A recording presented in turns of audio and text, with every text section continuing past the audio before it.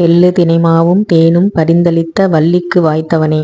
அப்படிப்பட்ட தேனும் தினைமாவும் கலந்த பிரசாதத்தை முருகப்பெருமானுக்கு வைக்கிறது ரொம்ப ரொம்ப நல்லது. இது முருகப்பெருமானுக்கு மட்டுமில்ல, முருகனுக்கே ரொம்ப பிடித்தமான வள்ளி அவங்களுக்கும் பார்த்தீங்கன்னா ரொம்ப பிடித்தமான ஒரு உணவு. இதை பார்த்தீங்கன்னா நம்ம செய்கிறது எப்படின்னு பார்க்கலாம். இன்றைக்கி தினை மாவில் நான் புட்டு தான் செய்ய போகிறேன்.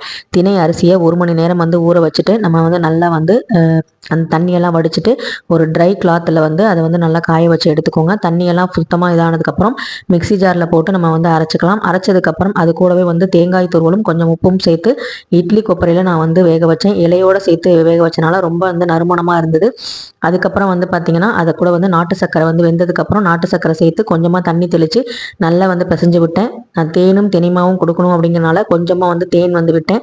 இன்னைக்கு பார்த்தீங்கன்னா 3ஆம் படை வீடான முருகப்பெருமானுக்கு நான் வேண்டிக்கிட்டு விளக்கேற்றிருக்கேன். என்னுடைய 6 நாள் தைப்பூச விரதத்தில் முதல் நாள் பார்த்தீங்கன்னா திருப்பரங்குன்ற முருகனுக்காக பால் பாயாசம் பண்ணியிருந்தேன். 2ஆம் நாள் பார்த்தீங்கன்னா திருப்பாகம் திருச்செந்தூர் முருகனுக்காக பண்ணியிருந்தேன்.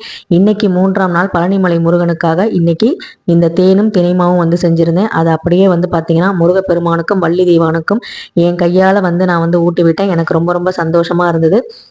நீங்களும் முருகனுக்கு பிடித்த நெய்வேத்தியங்கள் ஏதாவது ஒன்று கண்டிப்பாக நீங்கள் தைப்பூசத்தன்னைக்கு செஞ்சு பாருங்கள். ரொம்பவே நமக்கே பார்த்தீங்கன்னா ரொம்ப திருப்தியாக இருக்கும்.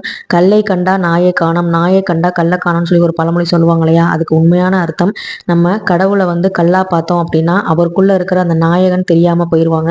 அதே மாதிரி அவருக்குள்ளே இருக்கிற அந்த நாயகன், அந்த ஹீரோஸை பார்த்தோம் அப்படின்னா, உயிருள்ள அந்த முருகனை பார்த்தோம் அப்படின்னா அந்த கல்லுங்கிறது நமக்கு தெரியாமல் போயிடும்.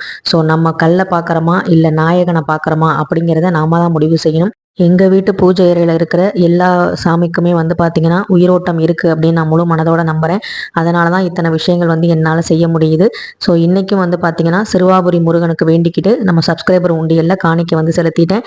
நீங்களும் நல்லபடியாக முருகனை வேண்டிக்கோங்க. எல்லாமே நல்லபடியாக நடக்கும். வெற்றிவேல் முருகனுக்கு அரோகரா, வீரவேல் முருகனுக்கு அரோகரா.